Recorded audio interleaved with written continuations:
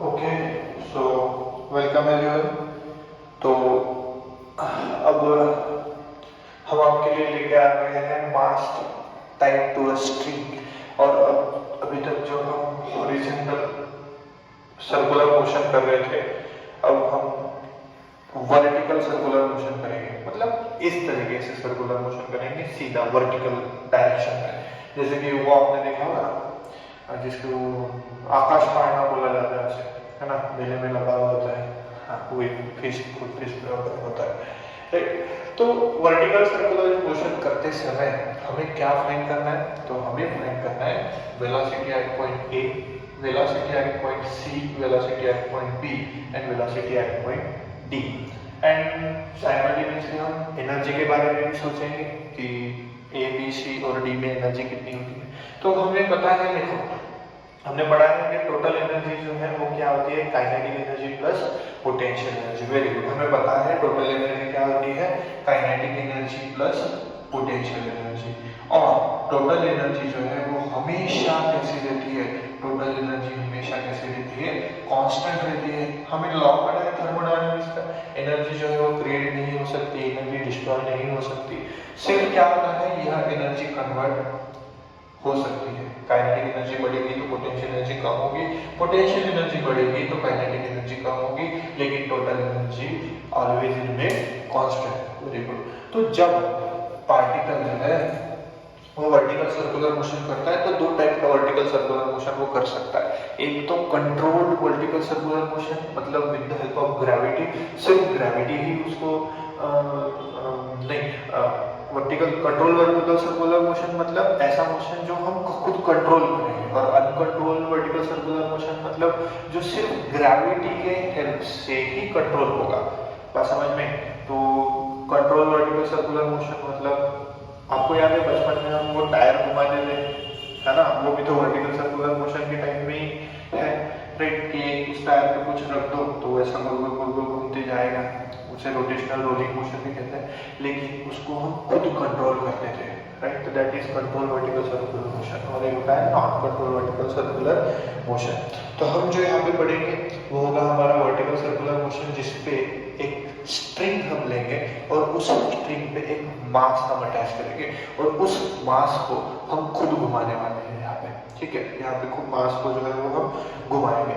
तो घुमाने की वजह से जो वर्टिकल सर्कुलर मोशन होगा उस समय उस पार्टिकल का ए पे, बी पे, सी पे और डी पे कितना एनर्जी होगा, सेम होगा। ये तो मानते हो ना अभी, क्योंकि टोटल एनर्जी तो सेम ही रहेगा, सिर्फ काइनेटिक और पोटेंशियल चेंज होगा। जैसे जैसे हाइट बढ़ेगी पोटेंशियल एनर्जी बढ़ेगी, काइनेटिक एनर्जी कम होगी। जैसे जैसे हाइट कम होगी पोटेंशियल एनर्जी कम होती जाएगी और काइनेटिक एनर्जी बढ़ती जाएगी। हमें निकालना है ए पे वेलोसिटी, सी पे, बी पे और डी पे। अगर हमें ए पे निकालना है तो हम बोल सकते हैं यहाँ पे वेलोसिटी वी ए होगा, यहाँ पे वी सी बोल देंगे, यहाँ पे वी डी बोल देंगे और यहाँ पे वी बी बोल देंगे। सिंपल है ना, हमारे कन्वीनियंस के लिए हमने ऐसा कर लिया। अब देखो हम सबसे पहले निकालते हैं ए पे, लेकिन उससे भी पहले अगर कहीं पे भी पूछे जाए बीच में तो कैसे निकाल पाएंगे? तो देखो यहाँ पे एक बॉब हमने ले लिया। ये वीडियो थोड़ा लंबा जाएगा क्योंकि कैलकुलेशंस थोड़े बड़े हैं, ठीक है, तो आप बने रहे हमारे साथ। तो ये हो गया बॉब हमारा। इस बॉब पे सबसे पहले फोर्स लगेगा वर्टिकली डाउनवर्ड mg। तो क्योंकि ये ग्राउंड लेवल पे नहीं है, एक स्ट्रिंग अटैच है, तो टेंशन जो है along the string away from the body लगेगा इस डायरेक्शन में, राइट। टेंशन लग गया है। अब mg को हमें दो कंपोनेंट में रिजॉल्व करना पड़ेगा। अभी तक हम टेंशन को करते थे, क्यों टेंशन को करते थे, क्यों बता सकता है? सोचो सोचो और बताओ, राइट। तो ये mg हो गया। ये अगर एंगल अल्फा बना रहा है तो ये एंगल अल्फा हो जाएगा और ये हो जाएगा mg cos theta, cos alpha actually, and ये हो जाएगा mg sin अल्फा। तो mg sin अल्फा इसको ऊपर जाने के लिए रोकने की कोशिश करेगा, तो हमें एक्स्ट्रा का फोर्स ऊपर देने की जरूरत है। और टेंशन को कौन बैलेंस करेगा? mg cos alpha. अब सोचो mg cos अल्फा अगर ज्यादा हो गया तो स्ट्रिंग टूट जाएगा और बॉब जो है वो बाहर फेंका जाएगा। और mg sin अल्फा अगर ज्यादा हो गया, मतलब बहुत हेवी ले लिया आपने, mg sin अल्फा बहुत ज्यादा है, तो बॉब ऊपर जाएगा ही नहीं, आप कितना भी रोटेट करो, है ना। तो हेवी बॉडीज के लिए mg sin अल्फा ज्यादा रहेगा और mg cos अल्फा भी ज्यादा रहेगा, जिसकी वजह से स्ट्रेट रूट के नीचे आ सकता है। तो यहाँ पे आप देख सकते हो tension is balanced bye mg cos alpha and mg sin alpha is provided the necessary centripetal force. तो चलो हाँ, तो हम जो है हम अभी पॉइंट ए पे वेलोसिटी निकालेंगे, बी पे निकालेंगे, सी पे निकालेंगे, डी पे निकालेंगे by using the energy conservation property बोल सकते हैं या थ्योरम बोल सकते हैं, है ना, कंजर्वेशन ऑफ एनर्जी का। तो देखो ए पॉइंट पे सबसे पहले एट पॉइंट ए, तो एट पॉइंट ए पे क्या होगा, एट पॉइंट ए mg जो है वर्टिकली डाउनवर्ड लग रहा है और टेंशन भी लगेगा away from the body toward the along the string away from the body. तो mg और टेंशन दोनों जो है वो कहाँ लग रहे हैं, दोनों mg और टेंशन, देखो mg प्लस टेंशन दोनों जो है टुवर्ड्स द सेंटर लग रहे हैं, और टुवर्ड द सेंटर कौन सा फोर्स लगता है, सेंट्रीपिटल फोर्स। तो mg और टेंशन दोनों क्या प्रोवाइड कर रहे हैं, mv²/r, और वेलोसिटी का यहाँ पे आएगा va, राइट। हमें निकालना है वेलोसिटी। अब यहाँ पे क्या होगा कि लीनियर वेलोसिटी की अगर बात की जाए, है ना, तो लीनियर वेलोसिटी की बात की जाए एट पॉइंट ए पे, हाँ, तो यहाँ पे देखो लीनियर वेलोसिटी की बात की जा रही है एट पॉइंट ए पे। तो ए पे क्या होगा, जब यह स्ट्रिंग ऊपर जाएगा जाएगा जाएगा जाएगा, यहाँ पे अच्छा खासा टेंशन है, उस स्ट्रिंग पे अच्छा खासा टेंशन है बॉब के वेट की वजह से, लेकिन जैसे ही इस पॉइंट पे पहुंचेगा ना, वो जो स्ट्रिंग है वो क्या हो सकता है, स्लैग हो सकता है, मतलब ऐसा ढीला पड़ सकता है, और उस वजह से क्या हो जाएगा कि उसका टेंशन जो है उस पॉइंट पे कितना हो सकता है, 0 हो सकता है कुछ समय के लिए। तो हम वहां पे जो टेंशन है ना वो कंसिडर करेंगे कि टेंशन कितना हो सकता है, 0 हो सकता है, जिस वजह से ये जो इक्वेशन है, equation number 1 since TA equals to 0, so equation number 1 becomes क्या हो जाएगा, mg equals to mv² मतलब va²/r। तो m तो कैंसिल हो जाएगा, तो यहाँ से आपको क्या मिलेगा, va² equals to rg, और va is equals to √rg। तो ये हमें मिल गया इक्वेशन नंबर 2, जिसमें हमने वेलोसिटी निकाली एट पॉइंट ए। तो मुझे ऐसा लगता है कि यहाँ पे ना सबसे कम वेलोसिटी रहेगी। आप ही सोचो, देखो ऊपर जाएगा तो वेट की वजह से नीचे आने की कोशिश करेगा, तो वेलोसिटी जो है वो सबसे कम रहेगी। तो ये स्लैग का तो आपको समझ में आ गया कि ऊपर जब जाएगा एक पॉइंट पे तो वो स्लैग करेगा। अब हम निकालते हैं एट पॉइंट बी, है ना, एट पॉइंट बी पे देखो क्या होगा। तो बी पे पहले तो हम मासेस फोर्सेस निकाल लेंगे ताकि हम एक रिलेशन बना सके, इसलिए हमें ये फोर्स का इक्वलाइजेशन करना पड़ेगा। देखो तो हो जाएगा mg और ऊपर लगेगा टेंशन TB, ठीक है। अब देखो बॉडी नीचे आने वाली है या ऊपर जाने वाली है, सोचो, बॉडी नीचे आने वाली है या ऊपर जाने वाली है, ऑब्वियसली सर ऊपर जाने वाली है यहाँ से।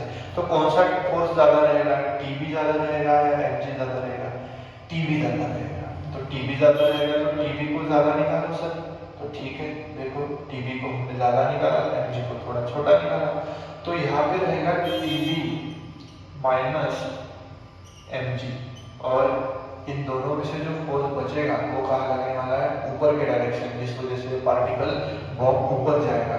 तो जो ऊपर के डायरेक्शन में लगने वाला है वो कौन सा फोर्स लगता है हमेशा, toward the centre, centripetal force mv²/r। और ये जो v है ये कौन सा है, वेलोसिटी ऑफ v है। तो इसको ना सिर्फ हम लिख के रख रहे हैं इक्वेशन नंबर 3, ये हमें काम में आएगा आगे। यहाँ पे तो हमें कंजर्वेशन ऑफ एनर्जी के हेल्प से करना है। सो बाय कंजर्वेशन ऑफ एनर्जी हम क्या बोल सकते हैं, टोटल एनर्जी एट ए, जो भी टोटल एनर्जी होगी ना ए पे, वही तो टोटल एनर्जी कहाँ पे होगी, वही तो टोटल एनर्जी कहाँ पे होगी, बोलो बी पे। सिंपल, हमने क्या बोला कि हर बार टोटल एनर्जी कांस्टेंट रहती है। ओके, तो हमको प्रूव भी है, कंजर्वेशन ऑफ एनर्जी थ्योरम भी है हमारे पास। तो हम तो यही बोलेंगे ना कि टोटल एनर्जी जो ए पे है वही टोटल एनर्जी बी पे है। सिंपल। अब इससे क्या प्रूव कर सकते हैं सर, देखो कितना इजी हो जाएगा हमारे लिए। टोटल एनर्जी एट ए मतलब kinetic energy eight A plus potential energy eight A is equals to kinetic energy at B plus potential energy at B. Correct. Kinetic energy का फॉर्मूला होता है हाफ एम वी स्क्वायर, ए पे है तो B ए square, plus potential energy का formula क्या होता है एम जी इंटू हाइट। अब हाइट देखो यार, बी से ए तक की हाइट कितनी है, तो आर प्लस आर मतलब sir twice R. Very good. Kinetic energy है बी पे देखो कितनी kinetic energy, half M V B square plus potential energy M G. और पोटेंशियल एनर्जी में बी पे कितनी हाइट है, अरे वहीं से तो शुरू हो रहा है, तो वहीं से शुरू हो रहा है तो हाइट जीरो ही होगी। सिंपल, ठीक है। तो अब हम इसे सॉल्व करेंगे तो देखो क्या हो जाएगा, half M V A square plus twice M G R is equals to half M V B square. ठीक है, तो आपको सभी को पता है सेम साइड पे जो होते हैं वो कैंसिल हम कर सकते हैं, है ना, हमने पढ़ा है। So half we A square. अब मुझे बताओ वी ए का वैल्यू क्या है, वी ए स्क्वायर का पता है ना डायरेक्ट, तो V A square is equals to क्या आता है R G plus 2rg is equals to half vb square।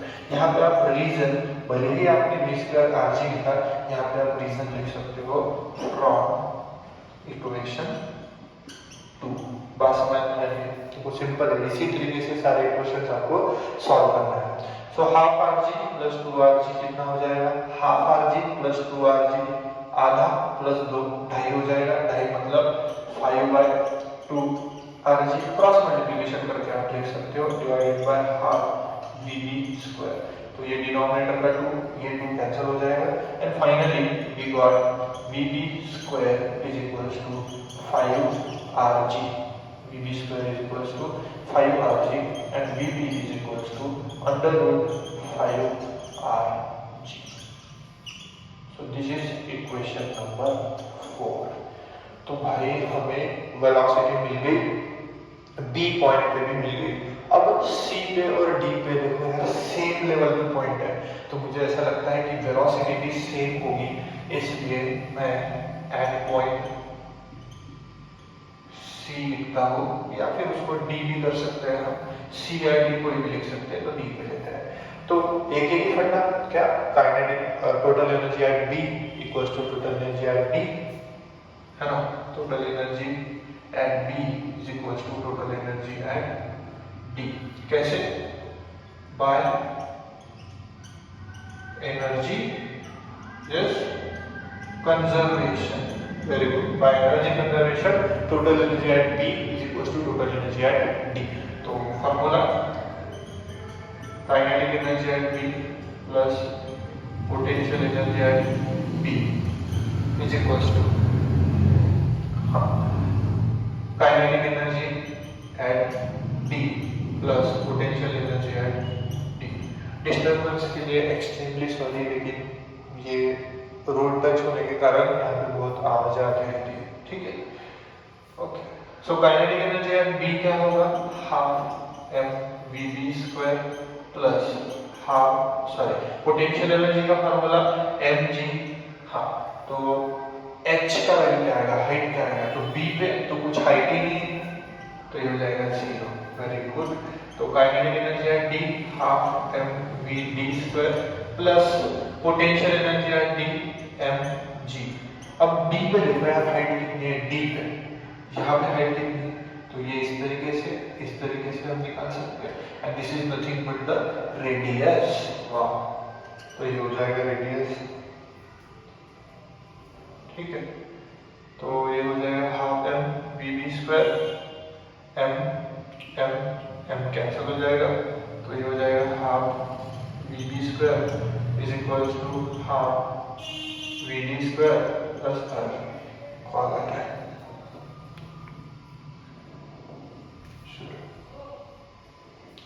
हाँ, तो ये हो जाएगा V B square is equal to half V D square. अब वी डी का मतलब क्या होता है? वी बी स्क्वायर मतलब I R G is equal to half V D square plus R G. ये प्लस आर जी इधर आ जाएगा तो ये हो जाएगा 5/2 R G minus R G is equal to half V D square. तो 5/2 minus 1 कितना हो जाएगा? Yes, 3/2 R G is equal to half V D square. ये हाफ हाफ कैंसिल हो जाएगा और finally V D square is equal to हो जाएगा 3 आर जी और V D is equal to हो जाएगा √3 आर जी। ठीक है, तो V D is equal to √3 R G. Yes, तो ये हो गया velocity at A at B at D. और इसी तरीके से सी पे भी रहेगी क्योंकि सी और बी दोनों एक ही हाइट पे है, इसलिए सी पे भी वेलोसिटी वही रहेगी। ठीक है, सिंपल। तो इसी तरीके से आपको भी करना है ना। ये दो इक्वेशंस किस काम में आएंगे? ये दो इक्वेशंस के बारे में हम बाद में पढ़ेंगे। ये दो इक्वेशन से हमें रिलेशन निकालना है टेंशन ए और टेंशन बी के लिए। देखो, अगर यहाँ पे स्पेस तो नहीं है, ठीक है ना, मैं एक छोटा सा वीडियो बना दूंगा टेंशन ए और टेंशन बी के बारे में, वहाँ से आप पढ़ लेना। ठीक है, तो लेक्चर नंबर 8 हम इसी पे बनाएंगे कि टेंशन ए और बी में क्या रिलेशन होता है। ठीक है, आपको 2 मार्क्स के लिए पूछा जाता है, तो ये शायद आपको 3 मार्क्स के लिए पूछा जाएगा, है ना, क्योंकि ए बी और सी 3 पॉइंट में निकालना है। तो हो सकता है 3 मार्क्स के लिए पूछे, या हो सकता है 2 मार्क्स के लिए पूछे किसी पर्टिकुलर पॉइंट पे और न्यूमेरिकल पूछ ले 4, तो हो जाएगा 4 मार्क्स के लिए। तो ऑल द बेस्ट, और इसी तरीके से करें। और कुछ प्रॉब्लम्स अगर आते हैं तो मुझे कमेंट करो, मैं आपके प्रॉब्लम्स सॉल्व कर दूंगा। ओके।